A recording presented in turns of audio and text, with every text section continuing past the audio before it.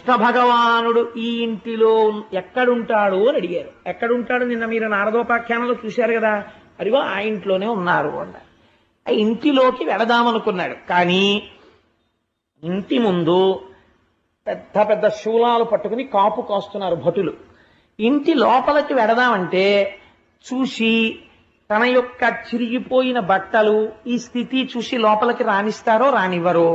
రానివ్వకపోతే ఒకవేళ నా స్నేహితుడండి, నా సఖుడండి కృష్ణ పరమాత్మ అని చెప్పి వెడితే ఒకసారి పైనుంచి కిందకి చూసి ఎవరు నువ్వు అని అడిగాడు అనుకోండి. అడిగితే అంటే అబద్ధాలు చెప్పి లోపలికి వచ్చావా అని రెక్కపట్టి ఈడ్చేస్తే తను ఇప్పుడు అబద్ధం చెప్పినవాడు కాదు, అవమానం అయిపోతుంది. పోని ఏమీ చెప్పకుండా అక్కడ ఉన్న రాజభటులకు ఏదో కానుకిచ్చి లోపలికి ఎడదామా అంటే ఇవ్వడానికి కృష్ణుడికి తెచ్చిన అటుకులు తప్ప ఇంకొకటి లేవు. కాబట్టి ఇప్పుడు నాకెవరాధారం? వాసుదేవుణ్ణి చేరడానికి వాసుదేవుడే ఆధారం. ఆ పరమా